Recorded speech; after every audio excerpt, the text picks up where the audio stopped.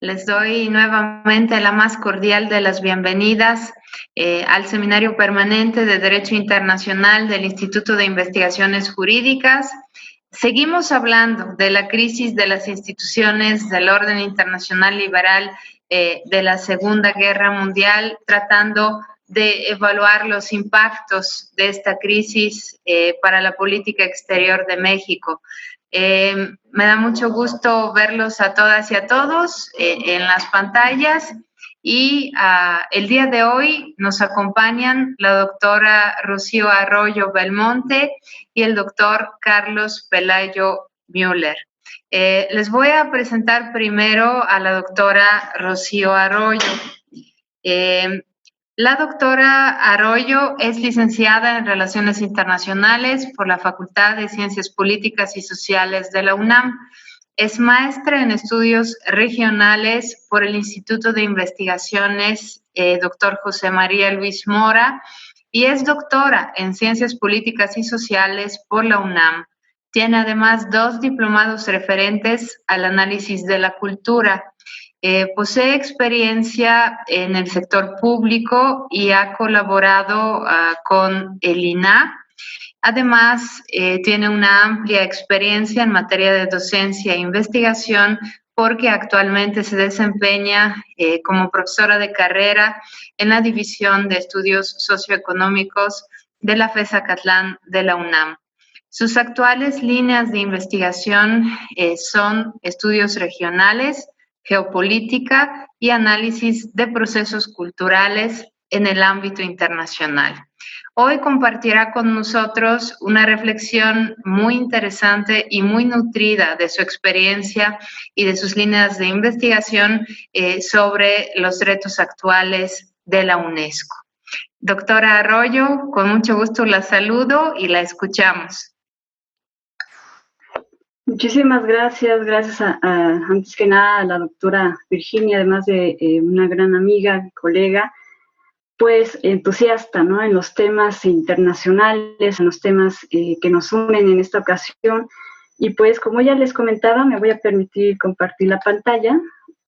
Lo que planteo hacer en esta breve reflexión, esta charla, sería analizar cuáles son las crisis de la UNESCO, pero tomando también, digamos, como pretexto el análisis particular de una de sus muchas funciones, que sería la protección del patrimonio cultural, ¿no? Un poco la pregunta y el juego de preguntas, construcción de la paz a través de la mente de los hombres, y ya más recientemente se ha agregado este lema de la UNESCO y las mujeres, ¿no?, avatares de la conservación en el patrimonio de la humanidad. Bueno, antes que nada, debemos tomar en cuenta cómo surge la UNESCO. La UNESCO, como es el motivo de este seminario, pues es una de estas grandes instituciones que va a venir a crearse después de la Segunda Guerra Mundial en un ámbito muy particular de búsqueda de cooperación, en búsqueda sobre todo de preocupación de evitar una segunda guerra, ¿no?, una tercera guerra más bien en este caso. Y por supuesto era muy, muy importante en este ámbito la cooperación en temas que tenían que ver con la educación, con la cultura, ¿no? Desgraciadamente estos temas siempre se quedan un poco rezagados cuando hay crisis mundiales, y lo estamos viendo desgraciadamente también ahorita. Y bueno, lo que se buscaba, había antecedentes ya, sobre todo en pleno proceso de la guerra, vean ustedes desde 1942, es decir, estamos en el ámbito de la guerra, de la Segunda Guerra Mundial, conferencia de ministros en materia de educación, ¿no?, que decían cómo le vamos a hacer para reconstruir nuestro sistema educativo en este contexto de guerra. Entonces, de ahí empieza como este incentivo. Hay otros antecedentes previos, pero digamos aquí es lo más evidente, hasta que ya con la creación oficial de las Naciones Unidas, uno de los primeros organismos que se va a constituir es justamente la UNESCO, ¿no?, Organización Naciones Unidas para Educación, la Ciencia y la Cultura. Y eso es muy relevante porque también tenemos que observar que no hablamos nada más de un pequeño ámbito, ¿no? Hablamos de educación, de cultura, ¿no?, de la ciencia, decir, son muchos temas para ser manejados por este organismo que de pronto tomó en su seno el concebir todas las materias al respecto. Pero evidentemente, y es parte un poco de las críticas o de los problemas a los que se está enfrentando ahora la UNESCO, son temas muy delicados y además súper ambiciosos de querer abordarlo todo, ¿no? Y de pronto se va un poco de las manos.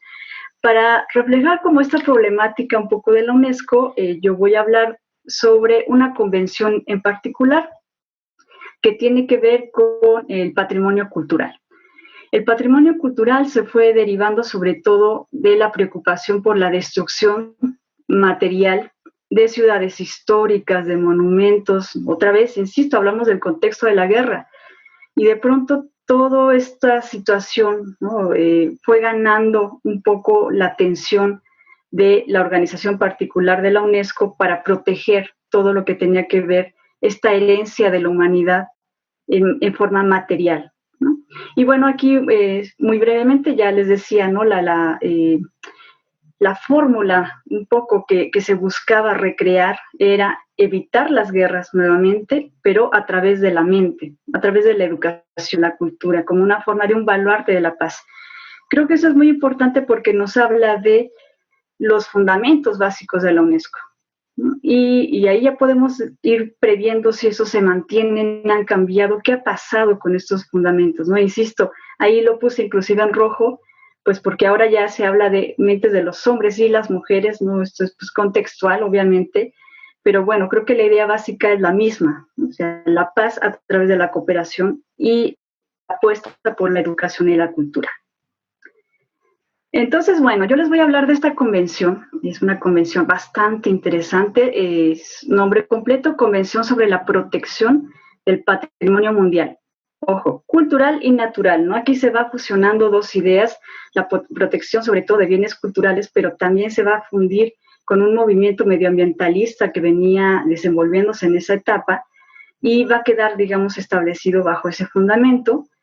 Esta convención es prácticamente una de las convenciones estrella, por así decirlo, de la UNESCO, porque es de las más ratificadas después de los derechos del niño. Es decir, es un tema aparentemente muy neutral que a nadie puede estar opuesto, ¿no? En apariencia a conservar los bienes culturales para una transmisión posterior para la humanidad en su conjunto. Sin embargo, me voy a tomar de pretexto el análisis de esta convención para ver cuáles son los problemas a los que se enfrenta en conjunto la UNESCO, ¿no? Para ejemplificar qué está pasando con esta organización y qué pasa en particular con esta convención. En primer lugar, pues tenemos cambio en la forma de entender el patrimonio mundial, ahorita vamos a ver, y desafíos en los mecanismos a la hora de institucionalizar o de implementar esta política de protección del patrimonio. Factores claves que nos van a permitir entender cómo se originó esta convención. Esta convención se firma finalmente en 1972, pero ya tenía como previos antecedentes de interés, insisto, de conservar los bienes. Y esto es, de nueva cuenta, tenemos que posicionarnos en el ambiente que se vivía en esa época. Prácticamente ciudades históricas que habían sido arrasadas, ¿no? Por completo, destruidas, monumentos históricos que sufrieron daños innegables. También teníamos la necesidad de la reconstrucción. Teníamos también previamente algunos ejercicios en donde los estados, ¿no? Por sus intereses particulares y singulares, hacían obras públicas que destruían zonas arqueológicas que muchos consideraban eran valiosas no solamente para ese país, sino para la humanidad en completo. Entonces, todo ese ambiente va a ir como conjugándose para crear esta idea del patrimonio de la humanidad. También tenemos que tomar en cuenta o considerar en quién recae la figura del patrimonio de la humanidad, porque es algo evidentemente muy ambiguo. Van a ser los estados los que van a retomar la función de la conservación, la restauración, la difusión, la divulgación en materia de patrimonio.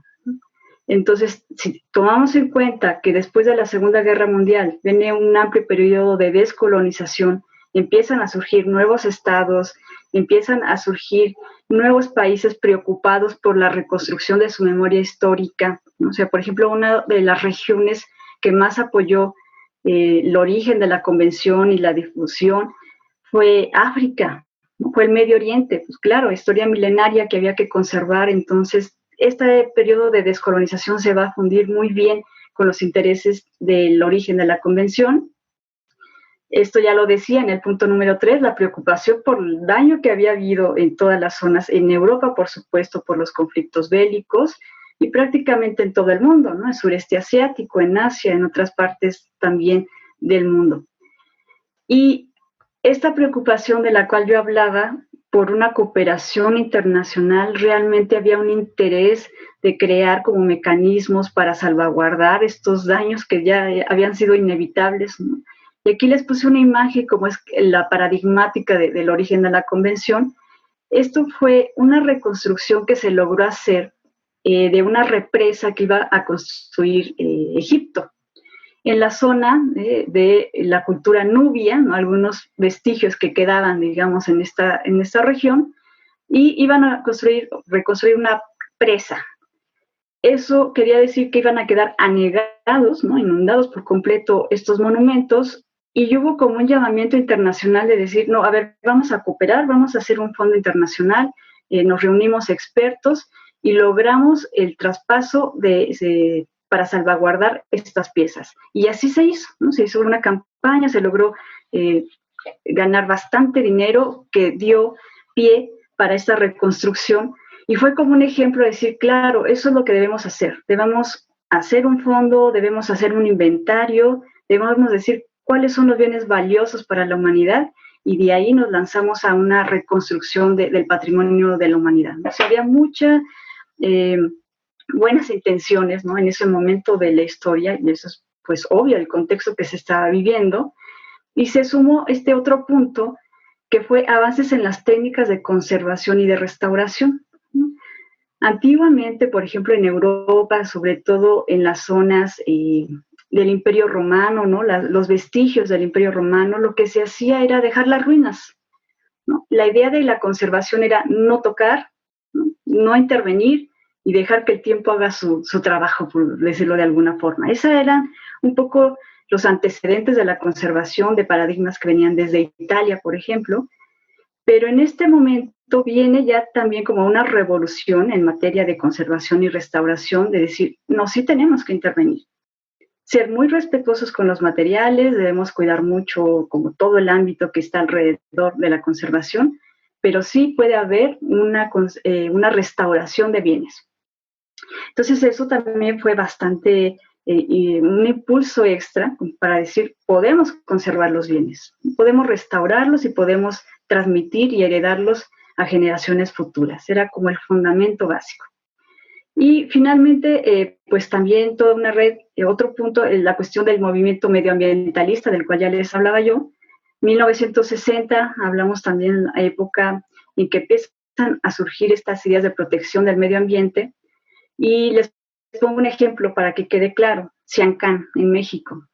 Hay vestigios mayas, pero también está en un entorno de una selva, ¿no? Medioambiental, digamos, en un recurso natural, y venía entonces ahí la discusión, no, pues podemos unir la idea de la protección cultural y natural. Entonces de ahí se empezó un poco a ir de la mano estas dos ideales, y que se apoyó mucho en la existencia de una amplia red de antecedentes legales, y esto yo creo es más interesante, un poco a lo mejor para los trabajos, ¿no? del derecho, en donde se habían firmado previamente desde 1934, ¿no? Por ejemplo, algunos antecedentes de nos reunimos los ministros de Cultura para evitar que se destruyan los bienes en zonas de guerra, ¿no? La idea básica que se va a retomar en otras convenciones de la UNESCO es poner prácticamente una marca, es decir, por favor, cuando se ataquen y se maten, esto no lo toquen, ¿no? Es como es patrimonio de todos. Es un poco como la idea que se ha seguido ahorita replicando, ¿no? Y que de ahorita es el escándalo, por ejemplo, en la guerra de Armenia, ¿no? Y Azerbaiyán, por ejemplo, que está presente. Entonces, estas intenciones previas que ya había ahí como algunos vestigios de una red, ¿no? Legal que no era todavía masiva, todavía no era mundial e internacional, ayudaron mucho a decir, podemos establecer una convención abierta a todo el mundo para la protección de estos bienes. Entonces, estos son los orígenes de la convención y pues les voy a hablar muy, muy brevemente de en qué consiste, ¿no? Prácticamente. La convención, vean hasta el nombre, ¿no? Sobre la protección, patrimonio mundial quedó cultural y natural, o sea, lo que les decía, se unió como estas dos ideas. Actualmente 167 estados son parte de esta convención y la idea, ¿no? Tomo textual un poco lo que menciona el texto, es protección de monumentos y sitios que sean o tengan un valor excepcional y de autenticidad, y lo pongo aquí un poco entre comillas porque es lo que ahora se critica, es decir, ¿qué es realmente lo auténtico en un bien cultural? ¿Qué es realmente lo que le da excepcionalidad? La convención lo que dice es valor excepcional, desde el punto de vista de la ciencia, la educación y la cultura. Pero pues de pronto la aplicación es un poco discrecional, ¿no? Controvertida, y eso es lo que ha ido sucediendo desgraciadamente poco a poco. Ahorita voy a ahondar en este punto, me quiero centrar en lo que dice la convención. La convención establece, es el Estado el encargado de la salvaguarda del patrimonio mundial cultural del mundo. ¿Cómo le va a hacer el Estado? Va a hacer todo un conjunto de leyes internas donde se va a comprometer a proteger ese patrimonio, va a detectar lugares que puedan ser valiosos o monumentos o sitios que puedan ser valiosos y va a realizar un inventario para, como les decía, ¿no? De tener casi como un inventario, decir cuáles son los bienes valiosos que tenemos. Este inventario de prioridades, desgraciadamente, con el paso del tiempo, ha cambiado de la idea original y se ha convertido en una especie de escaparate y de disputa nacionalista por ver qué país tiene más sitios del patrimonio de la humanidad. A lo mejor ustedes la ubican, la conocen con este nombre, ¿no? La lista del patrimonio de la humanidad. Idealmente era crear un inventario de prioridades y terminó siendo una disputa, ¿no? Inclusive política, por prevalecer en este listado, ¿no? Actualmente, por ejemplo, quien encabeza esta lista ha sido China, está siendo China, ahí está la disputa entre Estados Unidos, China, Rusia, ¿no? Nos suena conocidos, es un reflejo también como del ámbito geopolítico reflejado en este listado, ¿no? México ocupa, por ahí estaba en disputa con India, el 7º lugar, es decir, está bien posicionado, pero bueno, hay muchos temas, ¿no? Que hay detrás, obviamente. Bueno, ¿qué establece también la convención? Un poco aquí les puse el esquema para resumirlo. Sería, el Estado hace una lista indicativa de sus prioridades, determina este lugar es valioso, cumple las condiciones y realiza un expediente. Este expediente es muy, muy complicado porque es un expediente técnico, hay que ver las condiciones del bien, cuáles son las medidas que se van a hacer para proteger, cómo se va a exhibir, cómo se va a cuidar, en qué medio ambiente está, cuáles son sus riesgos. Cada vez se vuelve obviamente mucho más complicado para países pobres lograr hacer un expediente de este tipo, ¿no? Y lanzarlo al patrimonio mundial, porque se vuelve demasiado técnico. Y hay países que tienen todo un lobby, todo un equipo, ¿no? Toda una secretaría, a lo mejor, dedicándose a esto. Entonces aquí ya podemos ver también, ¿no? Cómo se fue desvirtuando algunos ideales ya en la práctica política de ejercer esta convención. Una vez, si el Estado logra ya tener el expediente listo, lo lleva al Centro del Patrimonio Mundial. Este centro es como el órgano administrativo y esto le pasa a muchos organismos de la UNESCO, ¿no? Es un órgano pues que está formado, está en Europa, está en París, está formado por algunos especialistas y ahí un poco como en el criterio discrecional ellos dicen sí, el expediente sí va o lo regresan al Estado para que lo vuelva a elaborar. Entonces aquí se vuelve muy burocrático, de pronto tarda muchísimos años, muchísimo tiempo en realizarse esta revisión. Si logra pasar ese filtro, luego se va a unos organismos consultivos. Estos son algunas veces que hacen un análisis de los expedientes en materia técnica, ya sea de un bien cultural o de uno natural.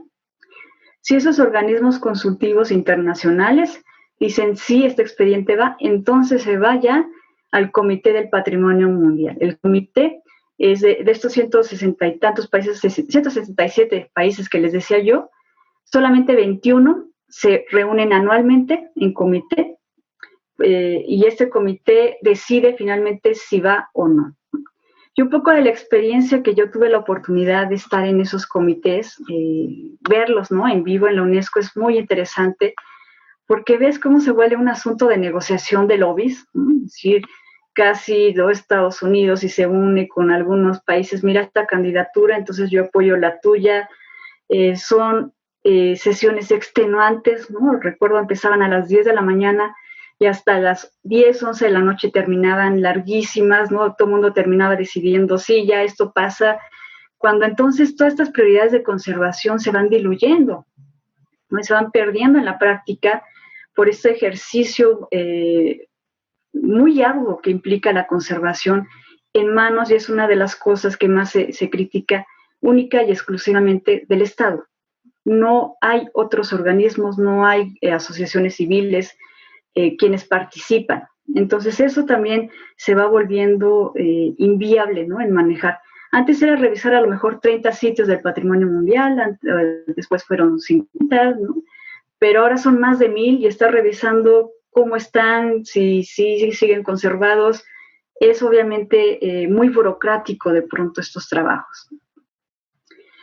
Ahora, esto a lo mejor también puede ser de su interés, ¿no?, sobre todo en materia de la legislación, cómo se llevó a cabo, ¿no?, apelativos, bueno, patrimonio universal, o le llamamos patrimonio de la humanidad, o le llamamos monumentos de la civilización humana, o tesoros del mundo. Hubo todo un debate, ¿no?, y yo creo que lo reduzco a la idea también de si el patrimonio es un bien individual o es un bien colectivo, ¿no? De ahí venía la distinción, sobre todo patrimoine, que venía como la tradición francesa, y property, ¿no?, que venía de la tradición inglesa. Entonces esos debates se llevaron también mucho tiempo, terminó en español, ¿no?, llamándose Convención del Patrimonio, como para hablar esta idea de sí lo colectivo, pero es parte de la problemática, ¿no? Y aquí un poco, bueno, para no gastar tanto tiempo y pasar como a un ejemplo más práctico de todo esto, lo que les quiero decir es que inició protegiéndose monumentos en aislados, ¿no? O sea, por ejemplo, si pensábamos en México, la pirámide en sí, pero no el conjunto poligonal de conservación. Y entonces eso en materia legal de pronto representa un problema, porque ya no es nada más el monumento en sí, sino piensen en un centro histórico. ¿Cómo regulas, ¿no?, la cuestión de la conservación cuando a la vez es un patrimonio vivo, un centro histórico vivo, es turístico, es comercial, y hay muchas labores que se ejercen ahí? Les pongo este ejemplo, me parece como para redondear la idea. Esto es a lo mejor lo que conoceríamos de la protección, ¿no?, la parte bella, la parte del patrimonio, lo que se hereda, que es la zona de Monte Albán, ¿no? Está la zona de conservación que se ha restaurado, pero si vemos el decreto de protección, ¿no?, la poligonal de protección de acuerdo al Instituto Nacional de Antropología e Historia, la zona abierta al público de Monte Albán solamente se ubica en esta región que pueden ver aquí en blanco. El resto que pasa es zonas de propiedad privada, zonas comuneras, zonas ejidales, pequeñas propiedades, hay ejidatarios, hay inclusive grupos de invasores, y al momento que hay que ponerse de acuerdo, ¿no?, si por ejemplo hay un incendio en los alrededores de Monte Albán, pues tienes que ponerte de acuerdo con todos los demás actores locales, que son además actores que a veces quedan fuera de la idea de la protección, o que no son tomados tan en cuenta muchas veces para estas declaratorias internacionales, ¿no? Entonces es un ir y venir entre legislación nacional e internacional que a veces genera más problemas, ¿no? Y bueno, lo más obvio, ¿no?, que podemos ver aquí, desafíos en la conservación, tenemos que la Convención del Patrimonio Mundial ha generado críticas ya a raíz, ¿no?, de la actualidad, de los años que tiene ya de su aplicación. Aquí el mapa creo que lo muestra muy evidentemente. Hay un dominio de los sitios representativos, pero solamente de Europa. Sitios que tienen que ver con el cristianismo, por ejemplo, o sitios que tienen que ver, le llaman con el patrimonio blanco, ¿no? Yo acá estoy trabajando, ¿no? Por ejemplo, un artículo ahí sobre cuáles son los argumentos que ha dado América Latina para incluir a sus sitios en el patrimonio de la humanidad, y siempre es porque son centros mineros, porque fueron centros históricos de la colonización, pero nunca se habla, por ejemplo, del patrimonio negro, ¿no? Centros de esclavitud. No les quiero contar los debates cuando Auschwitz o cuando Nagasaki fueron incluidos en esta denominación. O sea, son debates ahí morales que tienen que ver con esta discrecionalidad de la aplicación de los fundamentos de la Convención. Otro que es bien importante porque nos habla de la crisis en conjunto de la UNESCO, la crisis de los fondos económicos. El Fondo del Patrimonio Mundial es un fondo de recursos. Desgraciadamente, la mayoría de los recursos no es que se vaya a la conservación de los sitios, se va a pagar salarios de la gente que trabaja en el Centro del Patrimonio Mundial. Se va, por ejemplo, a algunos ejercicios de un curso de capacitación regional, cosas menores, pero no se va realmente en sí a la conservación del sitio. Y, por supuesto, aquí tenemos, ¿no?, el auge y caída de los recursos, y vean ustedes, o sea, tengo los datos hasta el 2017, no se podrán ahora imaginar 2020, ¿no? Ha sido, no tienen idea ahorita la preocupación que hay en el ámbito cultural, sobre todo de museos y sitios, porque si de por sí no había dinero para la cultura, ahora con la situación de la crisis, no ha habido turismo, está pegando en una forma terrible a los sitios, porque eso quiere decir que en el futuro ya no va a haber medios para, en este caso, la conservación, ¿no? Y es algo que preocupa mucho, y que en toda la UNESCO, pues la disminución de los recursos, aquí vemos, ¿no? 2017 no tenemos ni siquiera con lo que empezó la convención, ¿no? O sea, hay una grave falta de recursos financieros para sustentar los trabajos.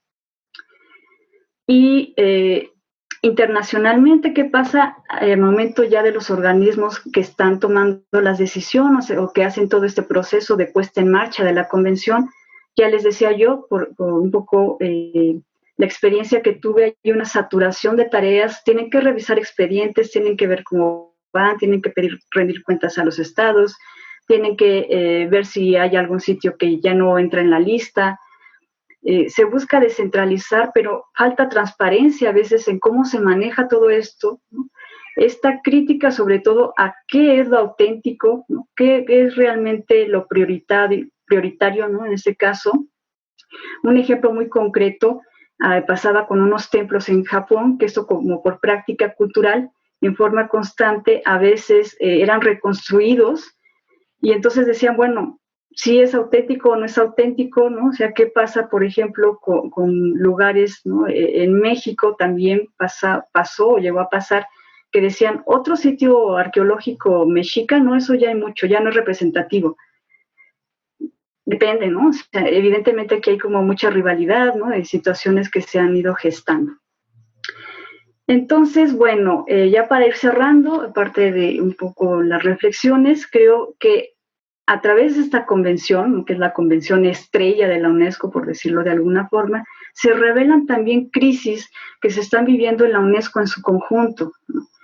Que es el cambio del paradigma de la cooperación, de la cultura, la apuesta por la cultura para la paz, pero que se ve también atravesada por intereses políticos actuales, ¿no? Del contexto actual, que las guerras siguen afectando, siguen amenazando. La crisis que estamos viviendo actualmente, yo creo, nos ha impactado a todos, y este sector es muy vulnerable, muy vulnerable a lo que está sucediendo. También este contradictorio ideal de la universalidad, pero al mismo tiempo buscar una excepcionalidad. O sea, es de todos, pero a la vez no es de todos, ¿no? Hay ahí también una segregación, a lo mejor no intencional, pero sí al momento en que tú pones trabas para que países pobres metan sitios, ¿no? De conservación, o para que tú digas qué criterio tomas para incluir o no, ¿no? Lugares valiosos. Omitir realidades locales, ¿no? Estos actores locales, grupos indígenas, por ejemplo, que han reivindicado, es que yo no quiero que este sitio sea incluido en la lista. y al revés, algunos que sí quieren ser incluidos, pero el Estado no lo permite, ¿no? O sea, son diferentes situaciones que se han dado ahí por omitir, creo yo, este dominio del Estado y no abrirse a la participación de otros miembros. Eso yo lo veo en conjunto en la UNESCO, que está siendo como una problemática. La falta, bueno, está la segregación y la cuestión económica, ¿no? Desgraciadamente se ha vuelto una especie de marca, la idea del patrimonio de la humanidad, se vende turísticamente, pero en la realidad, pues ya hemos visto en la práctica, se necesitan como más esfuerzos realmente en conjunto, porque luego hay intereses, ¿no? Hay algunos, sobre todo mecanismos, por ejemplo, internacionales, empresas que dicen, sí, UNESCO yo te voy a apoyar, sobre todo en patrimonio mundial, pero resultan que son empresas de viaje, que lo que buscan no es el negocio, o inclusive también, como es el sector de la cultura, a veces permite evasión de impuestos. Entonces, hay muchas cosas ahí con la cuestión económica que pues se tienen que trabajar más a fondo. Y pues bueno, no tomo más tiempo, les agradezco muchísimo su atención y reitero el agradecimiento a la doctora por estos temas que hay que revisar. Y bueno, estoy al tanto si hay alguna pregunta. Muchas gracias. No, al contrario, muchísimas gracias a usted, doctora Arroyo. Me pareció muy, muy interesante su reflexión y confirma varios temas de los cuales ya hemos hablado aquí en el seminario. Es sintomatológica la crisis de la UNESCO de problemas más de conjunto de funcionamiento del orden internacional liberal, de sus instituciones.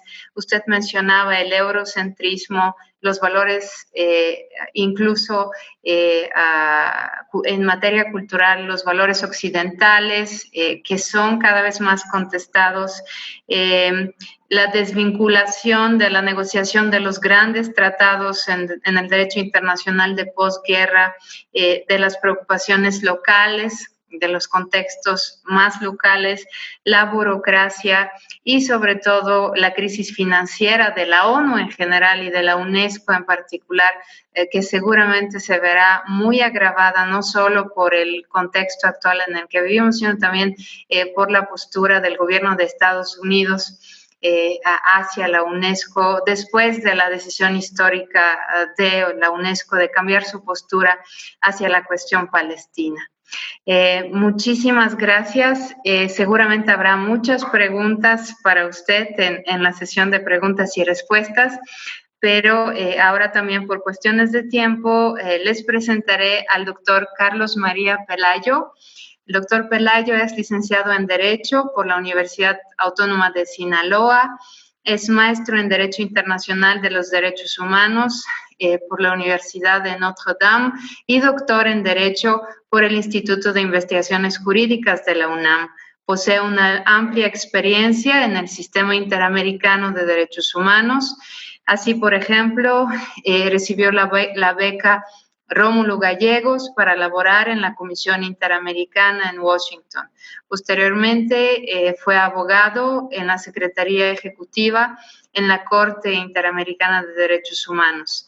También ha trabajado como abogado en el Centro por la Justicia y el Derecho Internacional.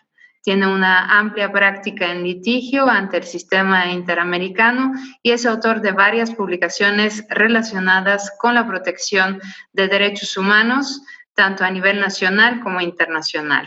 En la actualidad es mi colega investigador en el área de Derecho Constitucional en el Instituto de Investigaciones Jurídicas y el Sistema Nacional de Investigadores lo reconoce con nivel 1. Doctor Pelayo, adelante, es un gusto escucharlo. Muchas gracias por la invitación, doctora Petrova. También le agradezco su presencia a la doctora Arroyo. Después de oír su exposición, pues habrá muchos puntos que tendremos que retomar. Y les agradezco también a ustedes que nos siguen en Zoom y en Facebook Live. Yo voy a dar un panorama más amplio, mucho más amplio de lo que son los derechos humanos en la ONU. Y verán que este panorama tan amplio de los derechos humanos en la ONU, pues implica hablar de UNESCO y otras 30 instituciones. Pero trataré no de hablar específicamente de alguna institución, sino de cómo se articulan estas instituciones entre sí para lograr los fines de los derechos humanos en las Naciones Unidas? Bueno, para tratar de lograr los fines de los derechos humanos en el marco de las Naciones Unidas. Cuando me invitó a esta charla la doctora Petrova, allá por un lejano enero, antes de la pandemia y antes de todo esto, le dije, bueno, pero ¿a qué crisis se refiere usted, doctora? Porque pues crisis de los derechos humanos, pues siempre ha habido, o sea, no, siempre ha estado esto como mal, nunca ha estado completo. Entonces, pues yo lo que puedo hacer es decir eso, de que esto está fragmentado, esto nunca ha estado de todo bien. Pero bueno, ahora, después de yo decir eso, casi fue preludio a que ya existiera una crisis que realmente nos lleva a una crisis internacional y global, no solamente de salud, sino también de los derechos. Entonces, creo que la visión del seminario para hablar de crisis llega en un muy buen momento histórico de crisis. Pero bueno, tenemos por una parte esta noción de que el derecho internacional está en crisis, pero también el derecho internacional y sobre todo y en especialmente el derecho internacional de los derechos humanos ha ganado mucho terreno y le ha ganado mucho terreno al constitucionalismo. Y es por eso que yo, siendo constitucionalista, me he pasado más al ámbito internacional, porque el derecho internacional ha invadido los ámbitos donde tradicionalmente solo se hablaban de los derechos a nivel nacional. Entonces ya hablar de derechos humanos no es exclusivo de la Constitución, sino tenemos que ver también los tratados internacionales. Y eso es un cambio fundamental, es un cambio ya profundo y que está en nuestra Constitución. Y se logra a partir de la reforma de junio de 2011 en materia de derechos humanos. Esto es muy importante porque ya los temas internacionales, y en especial los temas internacionales de derechos humanos, no son una cuestión internacional solamente, son también una cuestión que tiene que ver con el derecho constitucional y también las ideas del constitucionalismo y las ideas que tienen que ver con la vigencia de los derechos no son puramente ya internacionales, sino esto ya es una nueva forma de ver los derechos en donde se combina lo internacional y lo nacional y de ahí surgen debates entre constitucionalistas e internacionalistas por cuestiones muy concretas. También la característica del derecho internacional en la actualidad es que el derecho internacional de los derechos humanos tiene un entramado institucional complejísimo. Tenemos un sistema universal, que es el que estamos hablando ahorita, estamos haciendo referencia en estos momentos, pero también tenemos sistemas regionales de derechos humanos. Tenemos también sistemas que abarcan y que se fundan en instituciones internacionales, como por ejemplo el sistema interamericano que está fundado en la Organización de Estados Americanos, el sistema europeo que está fundado en la Unión Europea, etc. Entonces, tenemos, para entender el derecho internacional y el derecho internacional de los derechos humanos, tenemos que entrar a estudiar no solamente los tratados, sino también las instituciones y cómo funcionan las instituciones en la práctica, que es mucho de lo que nos hablaba la doctora Arroyo, de, por ejemplo, cómo funciona realmente la UNESCO, cómo es ese lobby, qué rol juega Estados Unidos, qué discusiones se tienen ahí, etc. Y también todo esto provoca que exista una teoría y práctica propia de estos sistemas de derechos humanos, en donde no hace falta ser buen constitucionalista para entender el derecho internacional. Hay que saber de derecho internacional y de derecho internacional de los derechos humanos y todavía ir a ver el sistema específico, la institución específica para entenderlo. Entonces el nivel de especialización aquí puede llegar a ser muy reducido. O sea, estamos ya hablando que no es que el internacionalista es experto en todo lo que tiene que ver con el derecho internacional, sino ya estamos en un nivel micro de vamos a ver quién es experta en OIT, quién es experta en UNESCO, etc. O sea, esto se ha complejizado mucho y se ha especializado muchísimo. Y también, a partir de lo anterior, indica que el derecho internacional en esta invasión de la esfera constitucional no solamente funciona en el plano internacional, sino en el supranacional. Es decir, hay ordenamientos, hay directrices que están empezando a modificar los parámetros tradicionales de la soberanía de los estados. Y esto no es un proceso forzoso, no es una invasión, sino que los propios estados están yendo en este proceso de la mano con el derecho internacional. Y a la vez, autoridades nacionales y jueces están haciendo que el derecho internacional también interactúe con las normas nacionales de los distintos países. Entonces ya es un proceso también transnacional. Fíjense que ya estamos jugando a tres bandas, lo internacional, que es lo clásico, pero también lo supranacional, que es ya la invasión de esferas de soberanía, y también en la propia, valga la redundancia, apropiación del derecho internacional y utilización en el ámbito nacional. Y todo esto, dirán los críticos, revestido de un déficit de legitimidad democrática. Es decir, no, todos estos procesos no son plenamente democráticos, no tenemos pleno conocimiento o no tenemos siempre la noción de quién está decidiendo qué cosa, dónde, cuándo y por qué. Y también es importante estudiar el derecho internacional para estar conscientes de eso. Y es una preocupación válida, es una preocupación que incluso se expone en cuestiones de derecho constitucional y en torno a los tribunales constitucionales. Bueno, ese debate sobre el déficit democrático también está en el derecho internacional. Lo que sí es que el derecho internacional, por más que se expanda, sea muy grande institucionalmente, sea supranacional y se convierta en transnacional, no va a reemplazar al Estado, ni va a servir como una cuarta instancia para que todos los litigios o todas las controversias se vayan directamente a ONU o sistema interamericano. Eso también hay que tomar en cuenta. Por más maravilloso que pueda ser este derecho internacional, no va a ser algo que va a ser como una cuestión de todos los días para todos. De hecho, el derecho internacional va a estar reservado cuando el Estado no pueda hacer nada por un asunto específico. Y en México tomó todo esto mucha relevancia a partir, como ya les decía, de la reforma constitucional de junio de 2011 y sobre todo que se adoptó esta noción ya incluso jurisprudencialmente del control de convencionalidad a partir de la implementación o del cumplimiento de las sentencias del caso Rosendo Radilla, que ahí tenemos en la foto. Es así que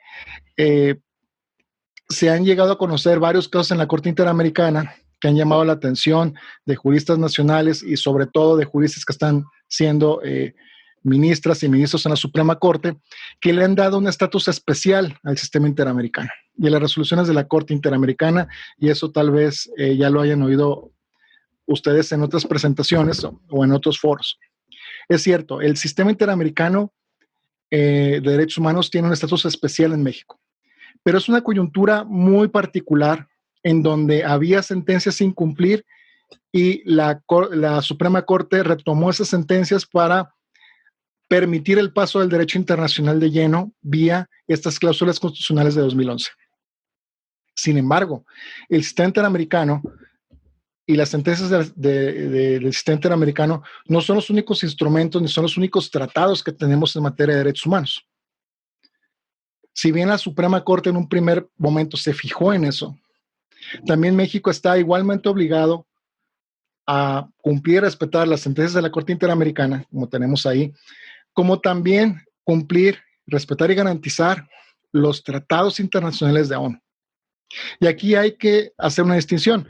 El sistema interamericano de derechos humanos es un sistema, como ya les había comentado, regional, mientras que ONU es un sistema universal, es decir, abarca a todos los países del orbe.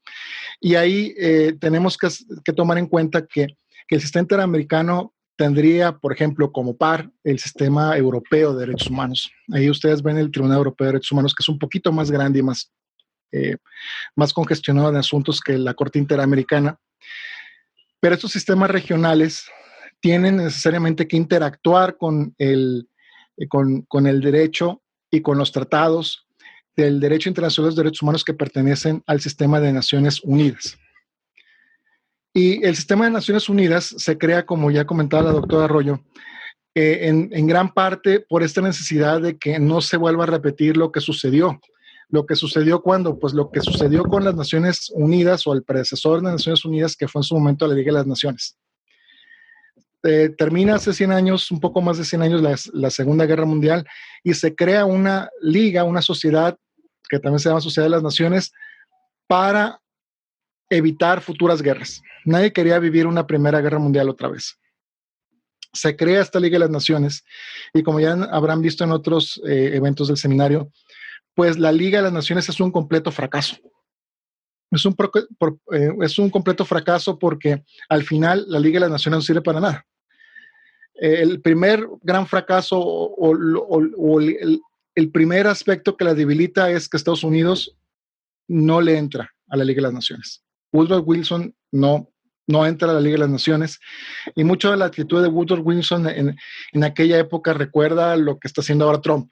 Pero bueno, Estados Unidos no entra, y la Liga de las Naciones está imposibilitada de tomar determinaciones para que, por ejemplo, Italia no invada y masacre a la gente en Etiopía.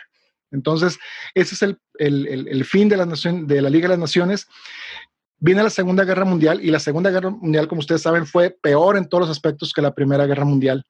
Y ahí sí surge la idea, pero ya encabezado por alguien con visión del mundo y con una perspectiva del mundo muy diferente, de crear una organización de las Naciones Unidas. Y este ideólogo, esta persona que tenía estas ideas, eran nada más y nada menos que Franklin Delano Roosevelt. Entonces, fíjense bien cómo a veces esos liderazgos malos o buenos pueden ser determinantes de que se construyan las instituciones. Entonces se constituye la Carta de las Naciones Unidas y se crean organismos que iban a depender de esta organización: la Asamblea General, el Consejo Económico Social, el Consejo de Seguridad, y luego se creó un consejo incluso de administración fiduciaria que dejó de funcionar en el 94. Y a partir de estos organismos principales se desprenden todo el andamiaje institucional de las Naciones Unidas. Y esto no se crea de un día para otro, se va creando poco a poco, se va haciendo consecutivamente, se van robusteciendo instituciones, y al final tenemos un panorama que es francamente pues muy complejo. Entonces tenemos que la Asamblea General creó en un momento una comisión de derechos humanos que luego pasó a ser un consejo de derechos humanos que todavía que está en funcionamiento desde 2007. Ahí se ve el examen periódico universal y procedimientos especiales que tienen que ver con relatores, expertos independientes y grupos de trabajo. También se tiene una subcomisión de prevención de discriminación y protección de las minorías. Hay una comisión sobre condición jurídica y social de la mujer. Hay una oficina del Alto Comisionado para los Derechos Humanos, que para el caso mexicano es bastante importante y lo retomaremos. Hay una oficina del Alto Comisionado de las Naciones Unidas para los Refugiados, que es el ACNUR, y que es muy conocido. Tiene una oficina también en México y es muy importante. Y también, a partir de los tratados de derechos humanos que se crean en Naciones Unidas, surgen comités de derechos humanos que se encargan de vigilar el cumplimiento de esos tratados. Que sí tenemos el Comité de Derechos Humanos, el Comité de Derechos Económicos, Sociales y Culturales, el Comité para la Eliminación de Discriminación Racial, el Comité para la Eliminación de la Discriminación contra la Mujer, la CEDAW, que es muy importante este comité y ha sido determinante, por ejemplo, para documentar lo que sucede y lo que ha sucedido en materia de violencia contra la mujer en Ciudad Juárez. Hay un comité contra la tortura, hay un subcomité para la prevención de la tortura, hay un comité de los derechos del niño, un comité para la protección de los derechos de los trabajadores migrantes, un comité de los derechos de las personas con discapacidad y un comité contra las desapariciones forzadas. Que de hecho este comité tiene un sistema de peticiones y casos que México no había ratificado, y ahora ya el 5 de enero se anunció que por fin se iba a ratificar este protocolo facultativo. Entonces, a partir de la entrada en vigor de esa ratificación de ese protocolo, que es parte de la Convención Internacional sobre Desaparición Forzada de Personas, se podrán enviar peticiones individuales, casos individuales sobre desaparecidos a la ONU. Es decir, ONU pues contrata más gente porque vas a tener un poco más de trabajo. Y también hay incluso organismos especializados en derechos humanos. Y ahí está, por ejemplo, la UNESCO, que ya no voy a ahondar más en eso, pero tenemos incluso organismos que fueron creados durante la Liga de las Naciones y que pasaron a conformar parte de Naciones Unidas, como la Organización Internacional del Trabajo. Y la Organización Internacional del Trabajo, ¿por qué es relevante? Pues por todos los convenios que se tienen en materia laboral, y en especial hay uno que es muy citado y muy socorrido y muy conocido, que es el Convenio 169, que tiene que ver con pueblos indígenas. Y eso, fíjense que es importante, cómo la Organización Internacional del Trabajo tiene el documento o el tratado más importante en materia de pueblos indígenas. Está también la FAO, y en estos días ya la famosa OMS, que la doctora Petrova también hablará sobre ese tema. una Corte Internacional de Derechos Humanos, pero está la Corte Internacional de Justicia, que es el organismo internacional encargado de resolver disputas entre países. Y aunque no es un organismo especializado en derechos humanos, sí puede conocer casos que tienen que ver con derechos humanos. Y por ejemplo, un caso que conoció en donde México demandó a Estados Unidos tuvo que ver con la falta de asistencia consular a mexicanos detenidos y eventualmente sentenciados a muerte en ese país. Y ese fue el caso Avena, que México ganó en La Haya, pero que luego fue cumplido parcialmente por algunas autoridades en Estados Unidos, pero no fue cumplido ese fallo en Texas, porque pues Texas es Texas, ¿no? Y pues ahí no aplica lo que sí aplica para Estados Unidos. Y eso no lo digo yo, lo dijo la Suprema Corte de Estados Unidos. Pero en fin, ¿cuáles serían las diferencias entre el sistema universal y el sistema interamericano? Y lo planteo de esta forma porque casi siempre se conoce más o se habla más del sistema interamericano que el sistema universal, pero los dos son muy importantes. El sistema universal, en primer lugar, como ya les comentaba, cubre a todos los países del orbe. Entonces, no solamente es México, sino están todos los países del orbe involucrados, con mayor o con menor reserva. El sistema universal, al ser mundial, no puede ser demasiado específico. Entonces, sus postulados y sus documentos más importantes tratan de mantener y preservar esta universalidad. Pero en torno a qué derechos y cuáles son el contenido de los derechos en materia universal, pues es un gran debate. Son los mismos derechos que se deben tener aquí en México que en China, que en la India, que en Rusia. Pues a lo mejor podríamos decir que sí, pero créanme que en ese momento en que uno dice eso, se arma un gran debate porque en China podrán tener otra noción sobre qué es libertad de expresión. Incluso en Rusia puede ser lo mismo, e incluso en África hay debates muy intensos sobre ciertas cuestiones que nosotros consideramos tortura, ¿no? Y llegar culturalmente a lograr ganar esos debates no solamente es ganarlos argumentalmente, sino comenzar a la gente que tal cosa o que tal práctica como la mutilación genital puede llegar a ser o debe ser considerado como tortura. Entonces el sistema universal se mueve mucho en un terreno político. El sistema universal no va a ser un sistema que va a tratar de ir de choque con las instituciones nacionales, y cuando lo han hecho bien, pero son pocos los casos. Tiene ONU un financiamiento mucho mayor que los sistemas regionales en general, que no me atrevería a decir que europeo, pero sí el interamericano. ONU tiene un entramado organizacional enorme. Las declaraciones de ONU y sistema interamericano son del 48, y curiosamente la declaración americana es de abril del 48 y la de ONU de diciembre del 48. ¿Y cuándo empiezan las crisis de los derechos humanos en ONU? Pues yo diría que desde el 48, porque justamente en la aprobación de la Declaración Universal se aprueba por 48 votos, pero hay 8 abstenciones. 8 abstenciones de la Unión Soviética y países del bloque del Este, países árabes y Sudáfrica. Entonces ya desde el momento fundacional del movimiento de los derechos humanos, ya hay ahí, yo diría, una crisis, ¿no? O ya no todo el mundo va a jalar parejo. Y luego eso se notaría con la incisión de los tratados entre derechos civiles y políticos y derechos económicos, sociales y culturales, y todo esto que ocurrió durante la Guerra Fría, que no benefició nada a los procesos de derechos humanos dentro de la ONU. La ONU no tiene un tribunal de derechos humanos, y eso también pesa porque tiene muchas voces, y estas voces no siempre van en coro. Unos dicen una cosa, otros otra. Está un poco fragmentada la fuerza de la ONU en este campo. E incluso, pues algunas recomendaciones de ONU son vistas por algunos juristas y algunas personas como exageradas o excéntricas o alejadas de la realidad. Es decir, también hay críticas a ciertos organismos de la ONU que toman decisiones tal vez cuestionables. Y yo creo que ahí podríamos hablar de la UNESCO. No todo la UNESCO, pero ciertas decisiones de la UNESCO a veces son muy criticadas o son vistas como excéntricas. Igual pasa con los comités de derechos humanos, igual pasa con los relatores. Y no digo que sean excéntricas, sino que hay un debate sobre eso. No son aceptadas como serían aceptadas si fuera por parte de un tribunal. Y también lo cierto es que los sistemas regionales universales pueden trabajar conjuntamente, cooperar y coexistir. Eso es sin duda también cierto. Entonces, ¿qué pasa con la ONU? ¿O cuál es, en qué se manifiestan las crisis o la permanente crisis de la ONU? No sé si es una crisis permanente. Yo creo que son problemas estructurales.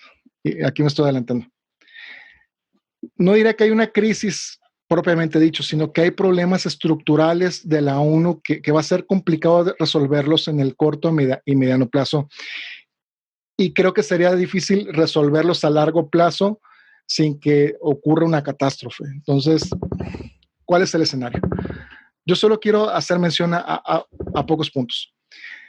En primer lugar, yo sé que la doctora Petrova no es fan de los Estados Unidos y esta idea de que Estados Unidos debe apoyar los derechos humanos, pero sin duda yo sí creo que la falta de apoyo de Estados Unidos al derecho internacional a los derechos humanos le hace mal a los derechos humanos.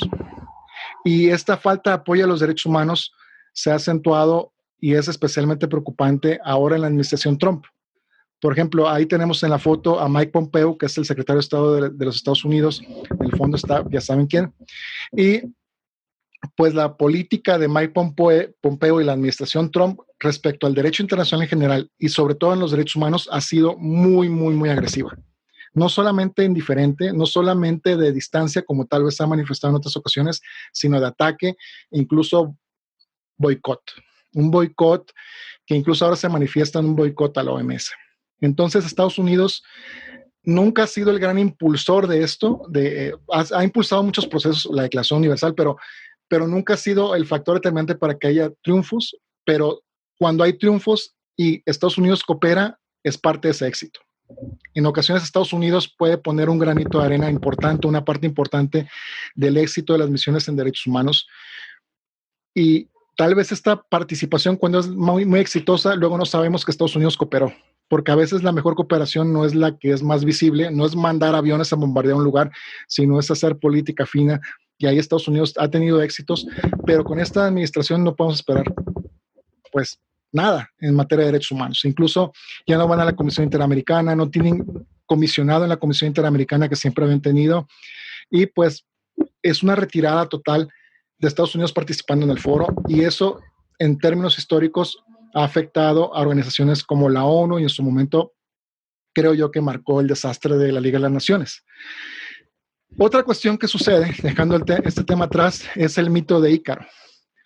Ustedes saben que el padre de Ícaro y Dédalus y Ícaro estaban atrapados en una isla, entonces se fabrican unas alas para volar con cera y le dice el padre de Ícaro a Ícaro, pues mira, Ícaro, no vueles demasiado alto porque te quema el sol y quema la cera y te destruye las alas. Y si vas demasiado bajo, te ahogas. Y yo creo que el mito de Ícaro aplica a Naciones Unidas. Porque muchas veces las instituciones de Naciones Unidas vuelan tan bajo que se ahogan. No tienen ninguna relevancia. No pintan nada.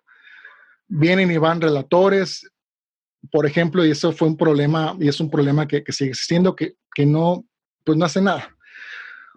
O instituciones que no hacen nada. Pero luego cuando una institución hace mucho y se supera y es un gran ejemplo para todos, cae. ¿Y cuál sería un ejemplo de esa institución? La CICIG. La Comisión Internacional contra la Impunidad en Guatemala es un gran éxito de Naciones Unidas. Ahí vemos en la foto que está más arriba al primer comisionado, Castresana, en el lado izquierdo, y luego tenemos aquí en el lado, a la izquierda de sus pantallas, abajo, tenemos al último comisionado de la CICIG, Iván Velázquez, y al secretario general de la ONU. Entonces uno diría, CICIG logró en Guatemala hacer cosas que en sueños se iban a lograr ahí, porque es un estado con graves problemas de impunidad, pero el trabajo de la CICIG hizo que incluso presidentes de Guatemala, expresidentes y el presidente en turno en Guatemala fueran investigados y empezaran procesos penales en su contra. Era tal el poder de la CICIG, era tal la labor de la CICIG que le echaron de Guatemala en 2019. y la gente salió a las calles a manifestarse a favor de la CICIG.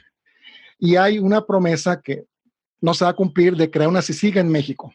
Pues imagínense si se va a crear. Ahí la CICIG no era que una consulta popular para ver si enjuiciamos a los presidentes y el show y la Suprema Corte, que bueno, hablar de eso es creo que hablar de algo inútil, con todo respeto a mis colegas que hablan de eso, pero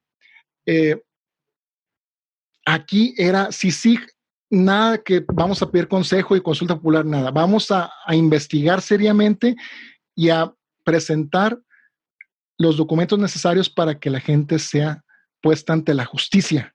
Y vean qué importante es esto en un estado latinoamericano como Guatemala o como México, que el Estado de Derecho es muy débil. La CICIG voló tan alto, es el anhelo de tantos que hayan CICIGs, que nunca va a volver a haber una CICIG. Y de hecho se creó un remedio de CICIG en Honduras, la Maxi, y no va a ser la CICIG, no es la CICIG. Y este fue tanto el éxito, voló tan alto la CICIG, que nunca va a volver a haber una CICIG. Pero bueno, ahora sí queda como una leyenda la CICIG, ¿no? Queda como que en alguna vez una parte de Naciones Unidas hizo más que cualquier otra institución en América Latina, ¿no?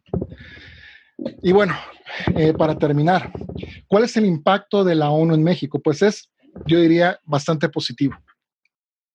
Bastante positivo, pero también limitado. Por una parte, en esta reforma constitucional que termina por incorporar el derecho internacional de los derechos humanos a México, pues tuvo un rol muy importante en la oficina del Alto Comisionado de las Naciones Unidas en México. Es decir, las personas que estaban en esa oficina unos 15 años atrás empezaron a mover con académicos esta idea de tenemos que incorporar el derecho internacional de los derechos humanos en la Constitución. Y esto fue congregando académicos, fue congregando actores políticos, y todo esto puso las bases para que esta reforma saliera. Esto fue fundamental. Y esto es una historia poco conocida. ¿Y por qué es exitosa esta gestión? Porque es una historia poco conocida. Porque realmente la gente, los que votaron esta reforma constitucional, sí sabían que intervino ONU, pero no sabían qué tan importante había sido la ONU.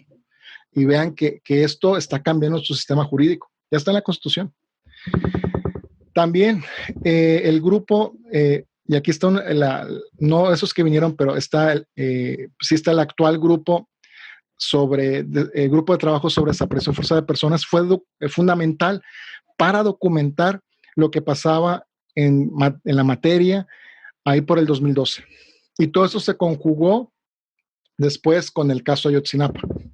Es decir, para el estudio previo, el estudio que dio un panorama general de lo que pasaba con desapariciones forzadas en México en la era moderna, podríamos decirlo así, vino el grupo de trabajo de la ONU.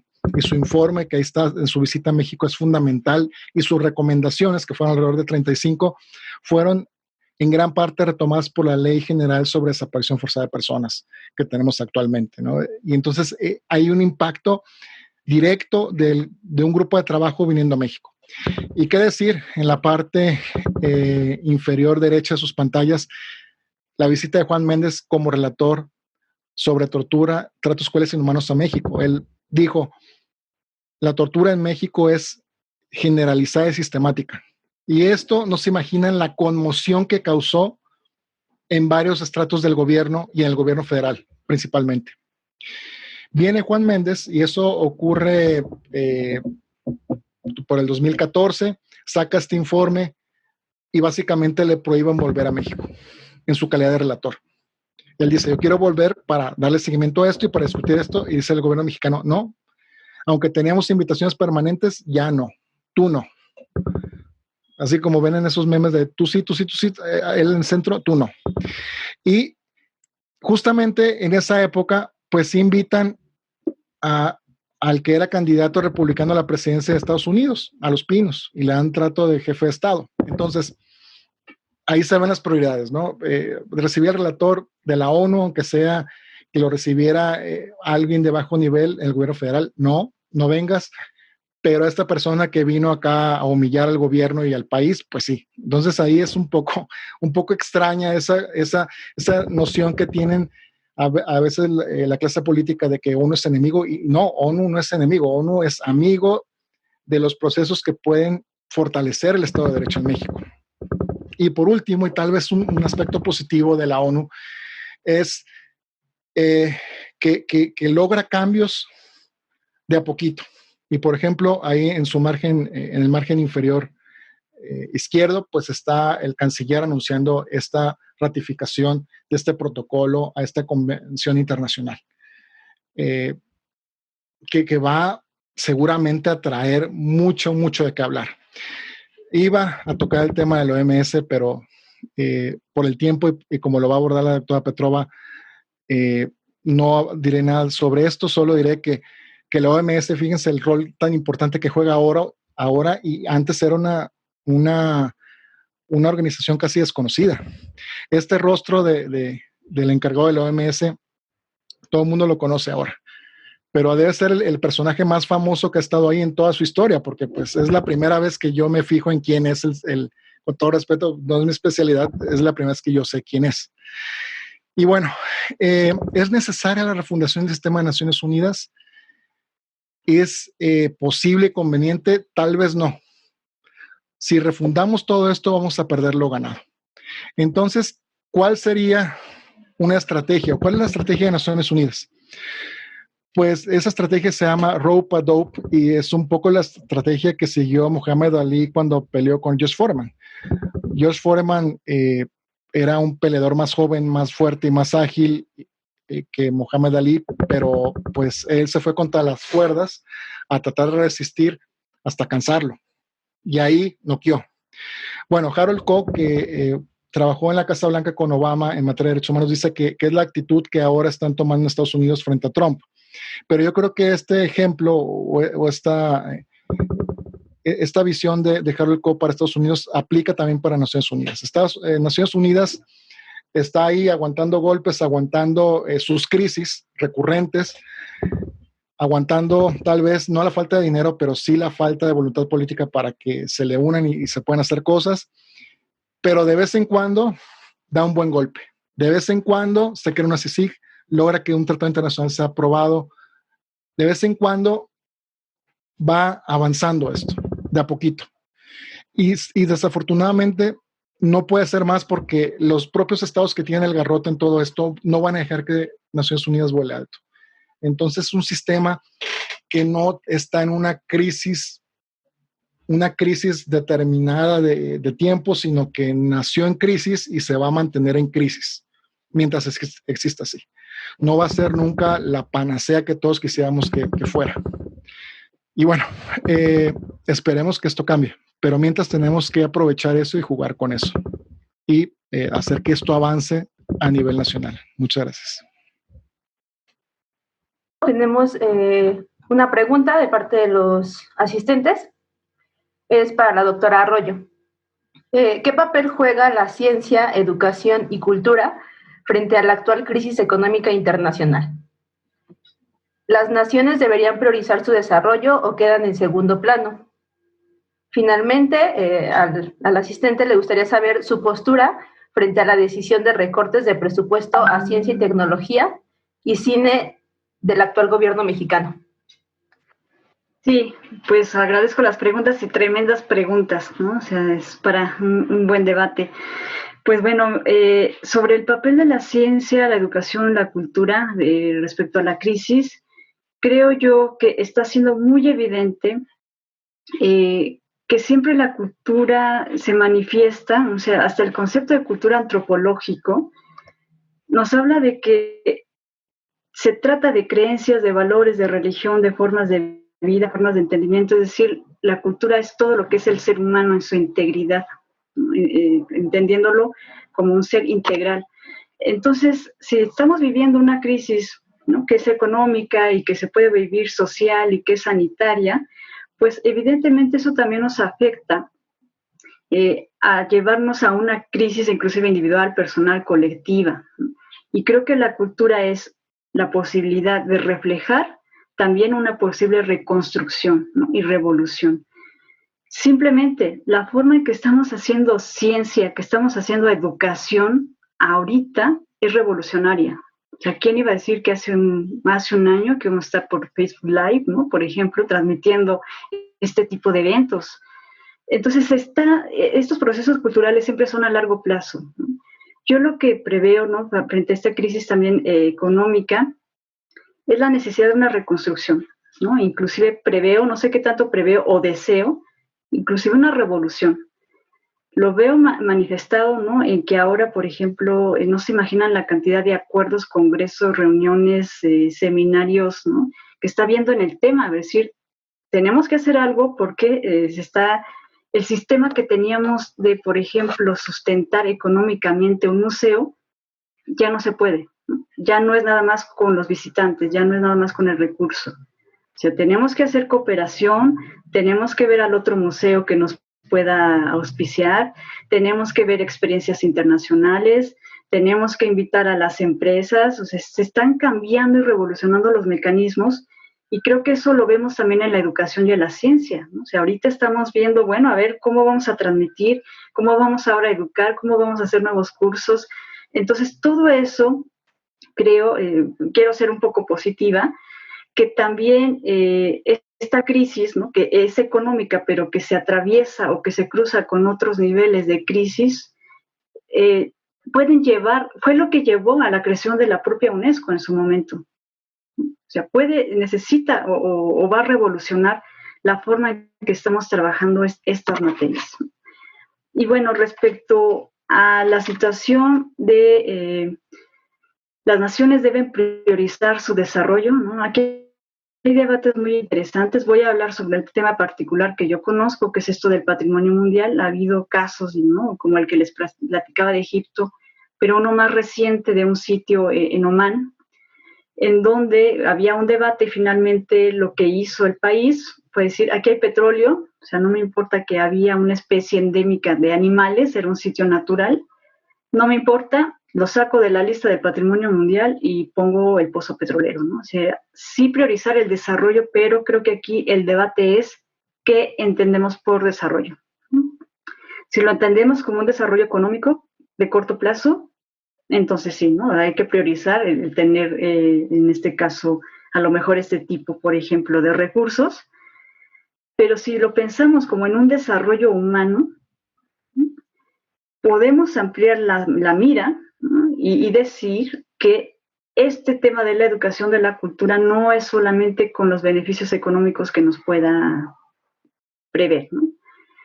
Aquí yo también invito siempre como a la idea de desneutralizar la cultura, no sé si el término, si me permito, digamos, decir en este sentido, como si fuese apolítico, ¿no? O sea, como la cultura es lo neutral, es la parte estética, es lo bello, y no está cruzado por intereses y por estrategias que sirven a los propios estados en otra materia más allá de ser un peso. Por ejemplo, zonas culturales, sitios arqueológicos sirven también para generar una identidad.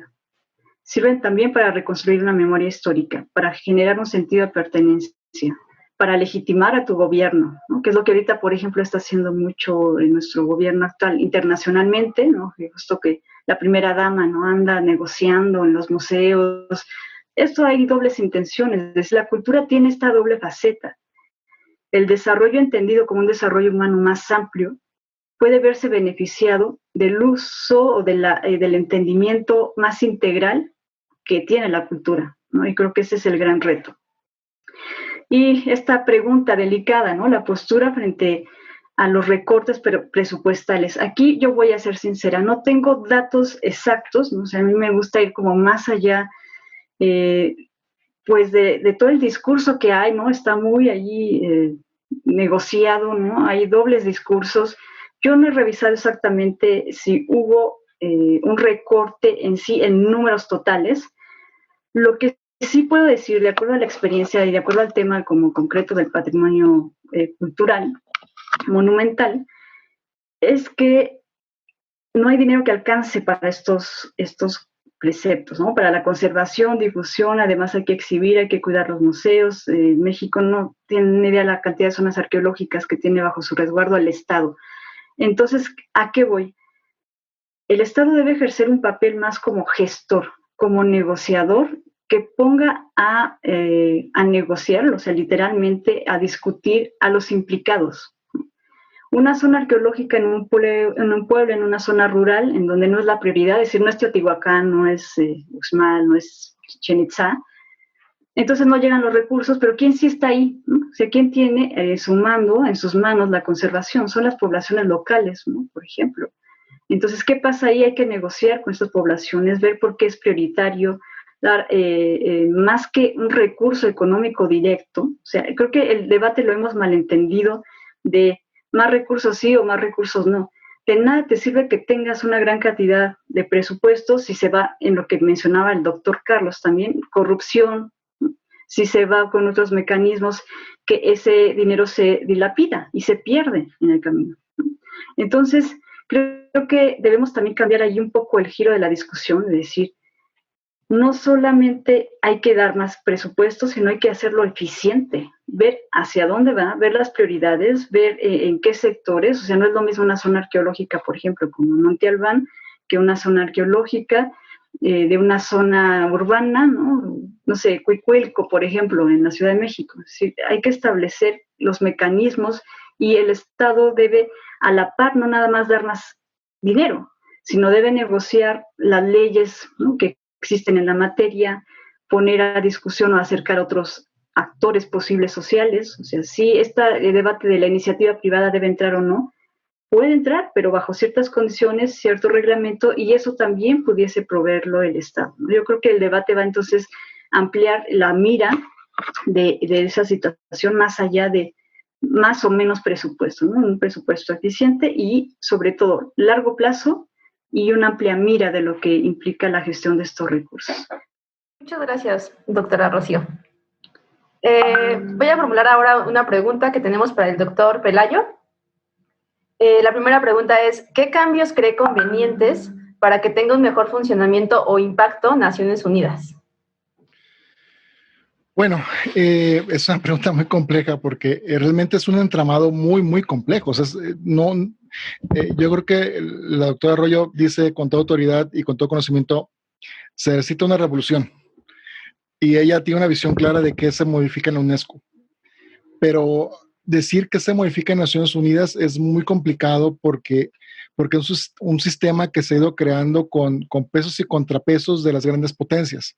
Al final de cuentas, y eso se relaciona con otras preguntas que están acá en el chat, al final de cuentas, la realpolitik o el realismo político que dice que el país más poderoso va tratando de imponer sus condiciones a los países menos poderosos, pues es un postulado que muchas veces entra en juego en Naciones Unidas. Entonces, si buscamos una reforma a Naciones Unidas, si buscamos cambiar a Naciones Unidas, esos países poderosos van a seguir teniendo el garrote en la mano, van a seguir teniendo en la batuta. No va a ser un proceso enteramente democrático, donde cada país sea un voto solamente. No, va a ser un proceso muy complicado. Y cualquier modificación al esquema de Naciones Unidas, pues tienen países que lo apoyan y países que no lo apoyan. Por ejemplo, Brasil, India y los BRICS estaban impulsando para que se expandiera el Consejo de Seguridad. ¿Y saben quién se opuso? México, porque México le iban a comer el mandado si Brasil entraba y México no. Entonces, ¿qué hizo México? Ayudar a boicotear toda esa estrategia. Así de complejo está. ¿Cómo podría mejorar Naciones Unidas? Yo creo que Naciones Unidas puede mejorar si los países internamente acogen mejor a los organismos de Naciones Unidas. Si los países en general empiezan a ver a las Naciones Unidas como un aliado. Entonces, creo que el cambio empieza por la propia casa. Creo que la manera de fortalecer a Naciones Unidas en general es que los propios estados empiecen a tomarse más en serio a Naciones Unidas y empiecen a apoyar las mociones de Naciones Unidas. De ahí ya podemos hablar si esto se expandiera, si esto fuera significativamente más grande. De ahí podemos empezar también a platicar o podríamos ver cómo reformamos y qué reformamos. La última reforma importante del sistema de Naciones Unidas en materia de derechos humanos fue la creación del Consejo de Derechos Humanos, que se pensaba que iba ya a arreglar los desastres que tenía la Comisión. Y pues ahora, al cabo de unos 15 años, que se hizo toda esa reforma y que fue muy importante y de hondo calado, pues más o menos persisten los mismos problemas. Más o menos sigue siendo una discusión politizada, siguen entrando a las votaciones países que no deberían estar. Pues, por ejemplo, en el actual Consejo de Derechos Humanos está Venezuela, ¿no? Y está ahí tomando votos y juzgando a ver quién lo ha hecho bien y mal, Venezuela. Entonces, con todos los problemas que tiene. Y hay riesgo de que entren otros países así, y hay muchos debates sobre quién entra y quién sale. Entonces, sigue siendo una cuestión politizada. Desgraciadamente es el sistema de Naciones Unidas. Ahora, bueno, si pudiera tomar una propuesta y que me la cumplieran, tal vez sería el deseo de que hubiera un tribunal internacional de derechos humanos, pero que fuera de Naciones Unidas. Tal vez eso sería posible, pero y sería muy interesante cómo ese tribunal interactuaría con el Tribunal Europeo Sistema Interamericano. Yo creo que se podría hacer algo que va a ser difícil que se logre, pero podría ser un primer paso a una transformación dentro de Naciones Unidas. Ok, doctor, muchas gracias. Justo la siguiente pregunta, pues va un poco en ese sentido de cómo rescatar y mejorar Naciones Unidas, pero esta se refiere a considerar el papel tan importante que tienen los 5 miembros permanentes y los estragos de la política de posguerra. Sí, muchas gracias. Bueno, justamente Naciones Unidas empieza a trabajar un poco mejor y avanzar un poco mejor en su agenda después de la Guerra Fría. Y ya lo han visto en otras sesiones del seminario que se destraba la Guerra Fría y pues de repente no hay oposición dura en el Consejo de Seguridad y se aprueban un montón de cosas que habían estado congeladas durante décadas, entre ellas la Corte Penal Internacional. Pero luego ya pasamos al siglo XXI, o sea, esos 10 años fueron muy buenos, ¿no? Esos en los 90s, digamos que se lograron muchos avances. Pero luego pasamos al año 2000 y surge en Rusia una figura que se quiere equiparar con el zar mismo, en donde la idea de Vladimir Putin es devolverle la grandeza perdida al imperio ruso. Nótense la palabra imperio. Y pues ahí se empieza a generar ya un contrapeso a Estados Unidos. Y en Estados Unidos, pues sale electo George W. Bush, que también emprende una ofensiva en contra de ciertos organismos de Naciones Unidas, muy particularmente la Corte Penal Internacional. Y ahí, pues, no estamos ya en una guerra fría, siguen saliendo cosas positivas, siguen avanzando la agenda de Naciones Unidas, pero ya a una velocidad mucho más baja. Entonces, el problema de Naciones Unidas es que el Consejo de Seguridad y los miembros permanentes tienen mucho poder. Bajarle el poder a esos miembros permanentes va a ser complicado porque ellos mismos pueden vetar eso. Expandir el Consejo de Seguridad, pues va a tener esos problemas que les comentaba. Entonces, la política de la posguerra no es uniforme. No creo que se pueda evaluar uniformemente y tiene que ver mucho con los distintos gobiernos en Estados Unidos y también tiene que ver mucho con quien gobierna las potencias, ¿no?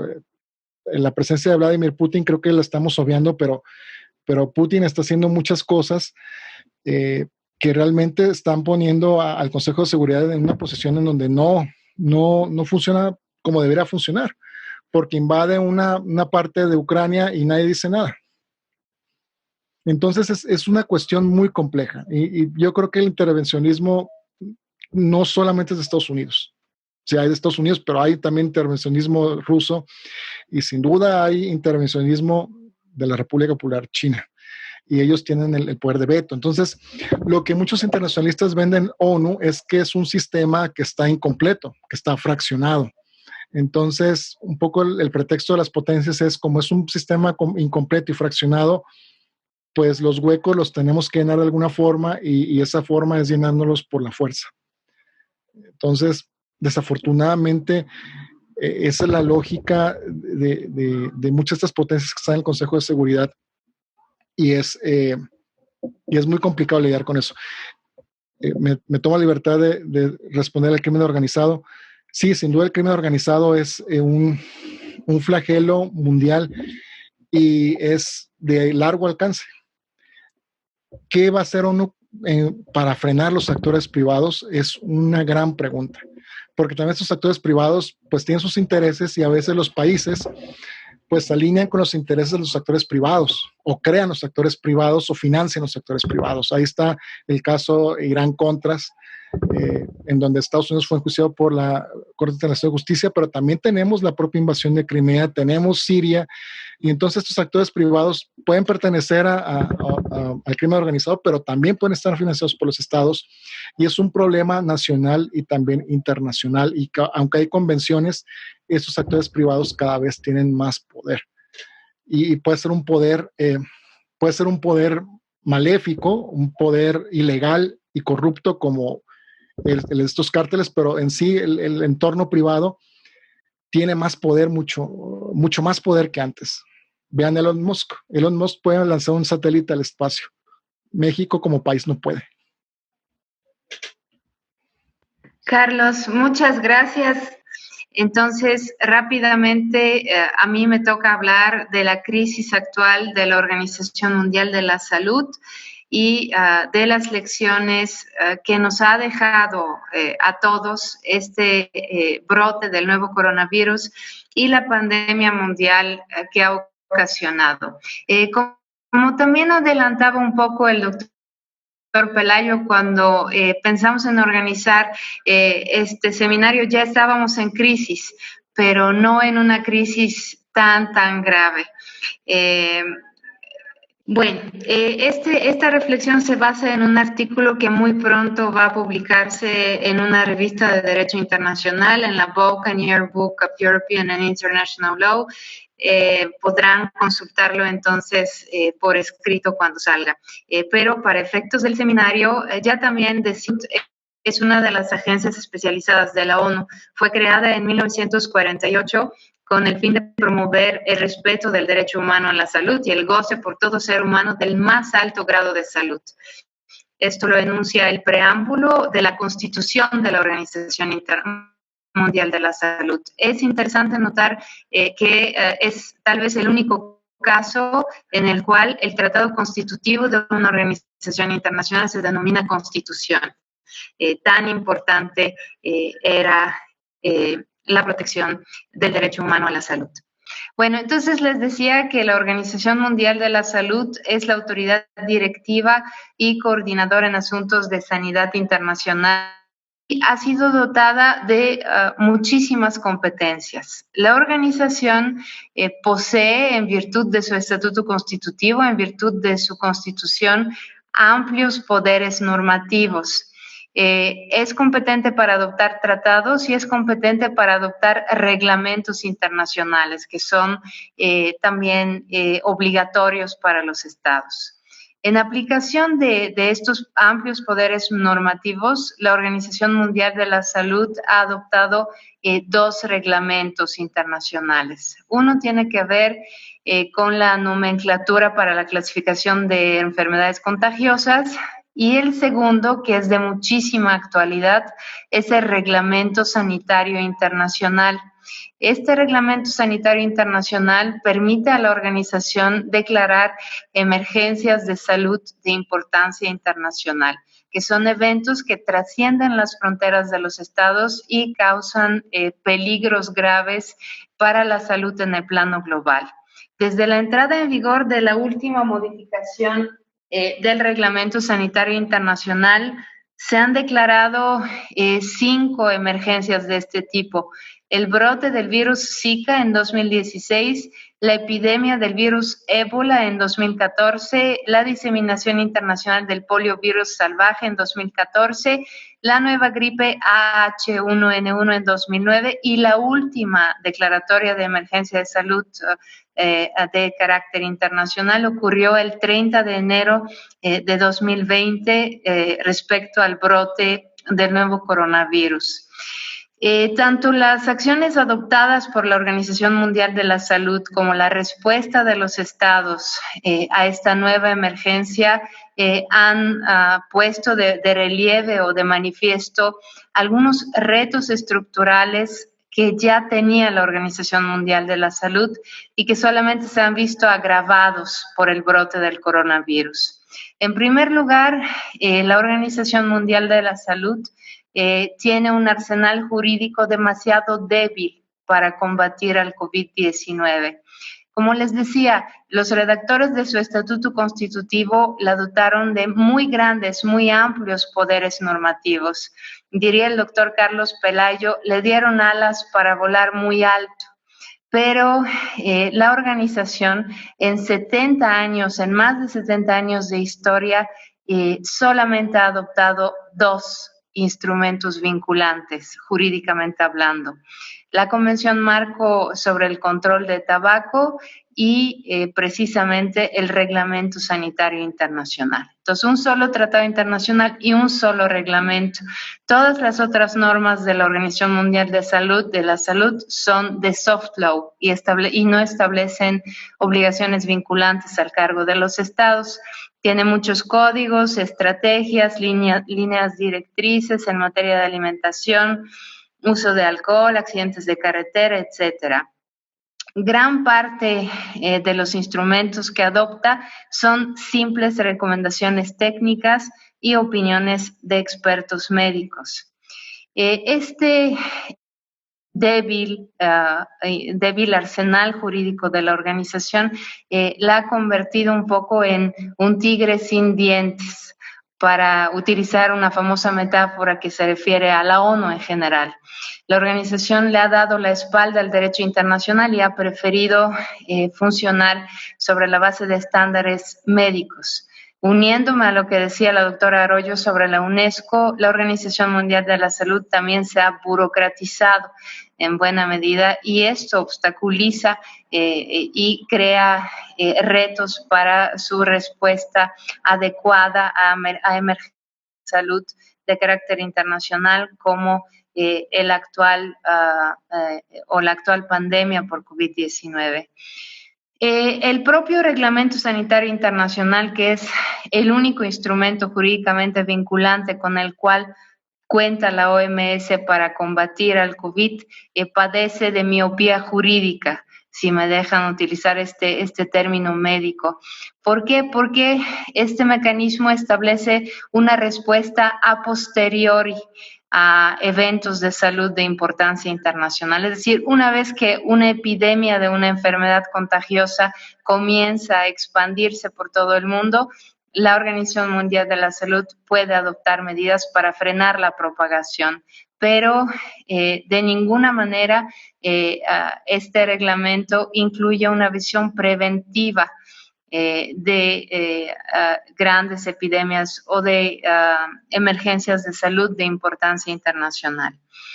Ok, entonces no hay una visión preventiva y además el Reglamento Sanitario Internacional establece la obligación de los estados de reforzar las capacidades de sus sistemas internos de salud, pero es solamente una obligación de resultados. No se precisan los medios a través de los cuales se puede lograr esta mejor respuesta ante eventos de salud. El problema es que como no hay obligaciones de resultado, por ejemplo, como no hay obligaciones de medios, solo de resultado, no se prevé nada respecto a la cobertura universal de los sistemas de salud, no se obliga a los estados a garantizar el acceso a medicinas esenciales, no hay ninguna obligación respecto al financiamiento, al dinero público que debe dedicarse a los sistemas de salud. Y los sistemas de salud insuficientemente desarrollados son una de las principales causas de la propagación internacional de enfermedades contagiosas. Lo podemos ver ahora con el COVID. El COVID demostró que la mala preparación de los sistemas de salud internos no hizo más que agravar al interior de los países, pero también favoreció la propagación del virus.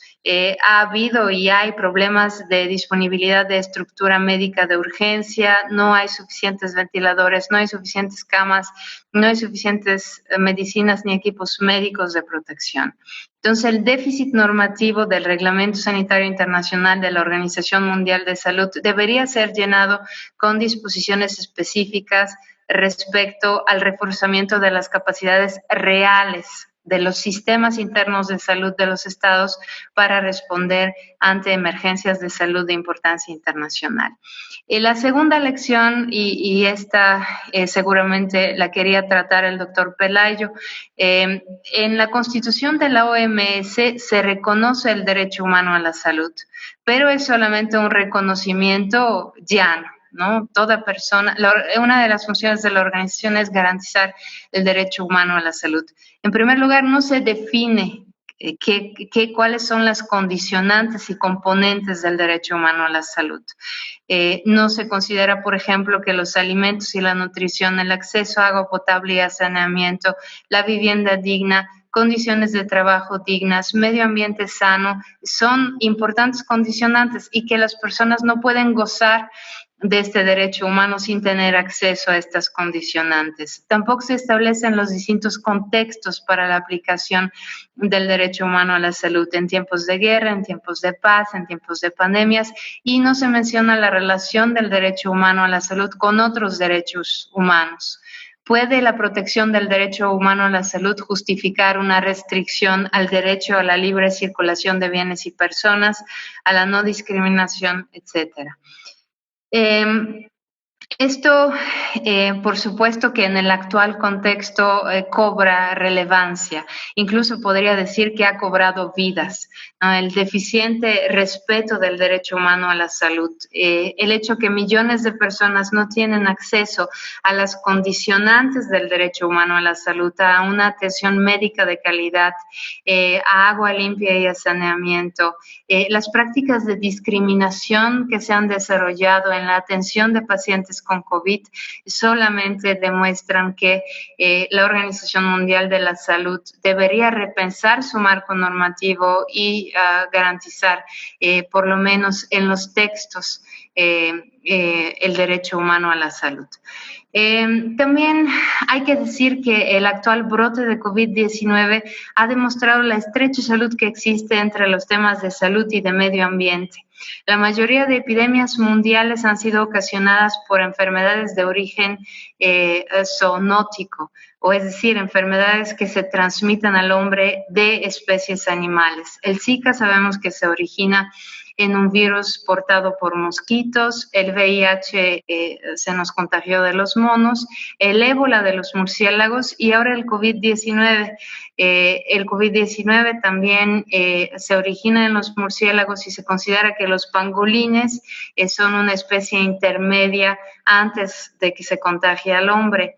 El hecho es que los pangolines y varias especies de murciélagos ya figuran en las listas de un importante tratado internacional de la Convención CITES para prohibir el tráfico ilícito de estas especies, pero es importante adoptar normas vinculantes en el ámbito de la propia Organización Mundial de la Salud que examinen esta estrecha relación entre la protección de la salud y el control del tráfico ilícito de especies de fauna silvestres. Lo ideal sería adoptar un tratado global sobre salud y medio ambiente, y la Organización Mundial de la Salud, por su membresía casi universal, parece ser el foro predilecto. También es muy importante que en el marco normativo de esta organización se incluyan disposiciones respecto a las curas de las enfermedades contagiosas. La organización no puede ser solo competente para prevenir la propagación internacional de enfermedades contagiosas sin regular el actuar de los estados respecto al desarrollo de vacunas y medicamentos para estas enfermedades. En la actualidad sabemos que hay muchos esfuerzos por encontrar una vacuna contra el COVID-19, pero todos estos esfuerzos se realizan fuera de la Organización Mundial de la Salud. No hay disposiciones en su marco normativo respecto a la transferencia de tecnologías biomédicas, no hay nada sobre patentes ni propiedad intelectual, etcétera. Entonces, desde una perspectiva general podemos ver que es muy importante ampliar el alcance material del marco normativo de la OMS y promover una nueva agenda de derecho internacional en la organización, y que el derecho internacional de la salud como el derecho internacional de los derechos humanos se conviertan en los ejes ubicados muy en el corazón axiológico del derecho internacional, que sea el derecho internacional de la salud la principal rama del derecho internacional, no la rama más subdesarrollada como es en la actualidad. También hay que mencionar que la Organización Mundial de la Salud, como la UNESCO y toda la ONU, tiene en la actualidad un muy importante déficit financiero. Ya nos mencionaba la doctora Arroyo. En el caso de la Organización Mundial de la Salud es algo aún más grave. ¿Por qué? Porque solamente el 80% del presupuesto de la OMS depende de contribuciones, solamente el 20% depende de contribuciones de los Estados miembros. El restante 80% son contribuciones de entes privadas. Esto también es algo muy, muy raro para una organización internacional. Generalmente se financian por los estados. En el caso de la OMS, el principal donador es la Fundación Bill Gates. Esto también nos tiene que llamar muchísimo la atención. Además, los donantes privados pueden decir en qué quieren que se gaste su dinero. Hay una direccionalidad de los fondos del presupuesto de la OMS y además este presupuesto es verdaderamente raquítico si se le compara con el presupuesto de salud de sus Estados miembros. El presupuesto original para 2020-2021 de toda la OMS fue de 4.840 millones de dólares. El presupuesto de salud de Estados Unidos para este año fue de 81.7 mil millones de dólares. Entonces pueden ver que pues, es una organización desprovista de medios económicos, de infraestructura real para poder ayudar a los estados en su lucha contra el COVID-19. Y en esta lucha, en el día a día, en el alcance verdadero de la lucha, los estados están dejados solos, ¿no? Cada estado tiene que a resolver sus propios problemas. La Organización Mundial de la Salud simplemente no tiene los medios financieros para ayudar. Aquí pueden ver algunos ejemplos. Ha donado 34,000 caretas para, no sé, 2 calles de la Ciudad de México. En fin, es muy insuficiente su presupuesto. Se ha creado una esperanza con la creación de un fondo de solidaridad por COVID que ha reunido bastantes fondos, pero hacia el futuro esta será uno de los principales retos de la organización y más después de la decisión del gobierno de Estados Unidos de retirar su financiamiento a la OMS. El déficit normativo de la organización también puede observarse en la ausencia de mecanismos de control y rendición de cuentas en el derecho derivado de la OMS. Tanto en la Constitución como en el derecho derivado solamente se establecen obligaciones de notificación. ¿No? Los estados tienen que informar y notificar a la organización las medidas que están tomando para luchar contra la propagación de enfermedades contagiosas y la organización informa por su parte a todos los estados miembros y propone una serie de medidas. Pero el actuar de la OMS siempre ha sido flexible hacia los estados, siempre la OMS ha buscado evitar confrontaciones con los estados y no existen sanciones para un estado que viola las recomendaciones de la organización. Si a esto le sumamos, como en el caso de la UNESCO, la rivalidad geopolítica entre Estados Unidos, Japón y los países europeos, que son los principales donadores de la OMS, y otros países como China, Rusia, India y Brasil, que quieren que su voz sea escuchada en la organización, pues se hace un caldo de cultivo político muy contrario, muy adverso para promover la cooperación multilateral en el seno de la OMS. El doctor Pelayo algo decía, no le escuché bien, de Tedros Adhanom. Tedros Adhanom, antiguo ministro de Salud de Etiopía, ha sido en el ojo del huracán de este clash geopolítico entre Estados Unidos y China. ¿Por qué? Porque Estados Unidos no lo apoyó para que sea director de la OMS, lo apoyó China. Y es la primera vez en la historia de la organización en la que gana un director, gana un individuo que no contaba con el apoyo de Estados Unidos. Y esto, por supuesto, que le ha causado un gran disgusto al presidente Trump. Aquí pueden ver algunos ejemplos de violación de las normas de la OMS por parte del director general. El propio director general Tedros Adhanom violó el artículo 12 del Reglamento Sanitario Internacional porque declaró de manera muy tardía el estado de salud, el estado de emergencia de salud internacional. Tuvo que haberlo hecho meses antes, ya había indicios. China también violó los artículos 6 y 7 del Reglamento Sanitario Internacional porque notificó de manera muy tardía o demasiado tarde el brote del coronavirus en el interior de sus fronteras, ocultó información, persiguió a los detractores. Pueden ver el caso del doctor Li Wenliang, que falleció él mismo por COVID, pero sí hubo un intento de China de esconder información y eso se lo ha dicho y repetido Donald Trump al presidente chino siempre, pero no solo él, también Australia, Francia, otros países han criticado mucho a China por este actuar violatorio de las normas de la Organización Mundial de la Salud. Ha habido muchas otras violaciones y en ningún caso hay consecuencias jurídicas.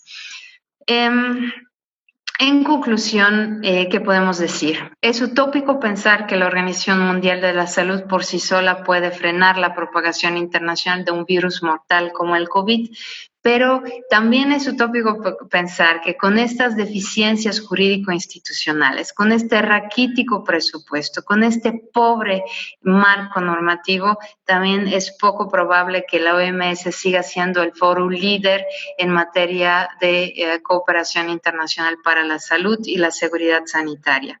Hay que tomar lecciones del brote de COVID-19, repensar el andamiaje jurídico institucional de esta organización y capacitarla mejor para garantizar nuestro derecho humano a la salud.